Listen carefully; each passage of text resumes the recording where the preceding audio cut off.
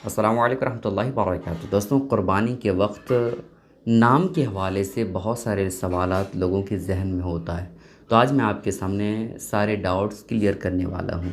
देखें दोस्तों, बहुत सारे लोगों के माइंड में ये आता है कि जैसे औरत के नाम से क़ुरबानी हो रही है, तो औरत के शौहर का नाम लिया जाए या फिर औरत के बाप का नाम लिया जाए।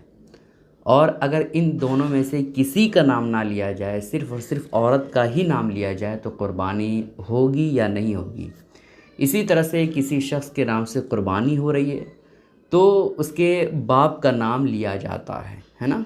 तो अगर किसी शख़्स का नाम तो लिया जाए लेकिन उसके साथ ही साथ बाप का नाम ना लिया जाए, तो उसकी क़ुरबानी होगी या नहीं, ये सारे सवाल आप जानने की कोशिश करें। देखें दोस्तों, अल्लाह रब्बुल इज़्ज़त हर चीज़ को जानता है, ठीक है।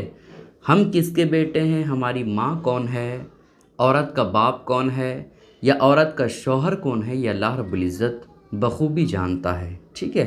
तो अगर औरत के नाम से क़ुरबानी हो रही है, तो अल्लाह रब्बुल इज़्ज़त बखूबी जानता है कि इसका बाप कौन है और इसका शौहर कौन है, ठीक है। तो अगर क़ुरबानी के वक्त बाप का नाम लिया जाए तो भी सही है और शौहर का नाम लिया जाए तो भी सही है, ठीक है।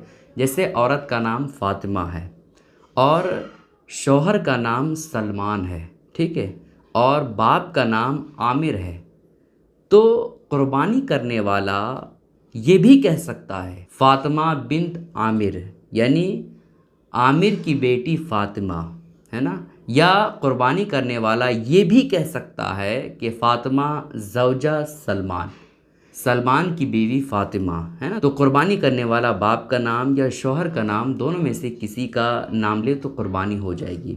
या फिर अगर औरत का ही नाम लिया जाए और शौहर का नाम ना लिया जाए और ना ही बाप का नाम लिया जाए, तो भी क़ुरबानी सही हो जाएगी, क्योंकि अल्लाह रब्बुल इज़्ज़त बखूबी जानता है कि ये किसकी बीवी है और इसका बाप कौन है। इसी तरह से कोई शख़्स अगर अपने नाम से क़ुरबानी कर रहा है और उसके नाम के साथ अगर उसके बाप का नाम ना लिया जाए, तो क़ुरबानी होगी या नहीं, ये भी आप जान लें।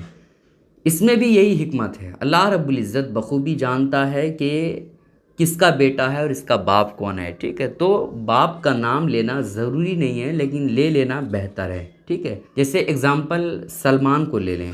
सलमान, अगर उसी का ही सिर्फ नाम लिया जाए और उसके बाप का नाम ना लिया जाए, तो क़ुरबानी हो जाएगी, इसमें कोई हर्ज की बात नहीं है, ठीक है। तो क़ुरबानी करने वाले नाम के साथ साथ उसके बाप या शौहर का नाम लेना ये कोई ज़रूरी या वाजिब फ़र्ज़ नहीं है।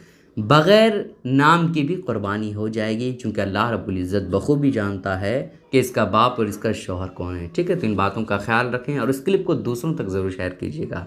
अस्सलामु अलैकुम रहमतुल्लाहि व बरकातुहू।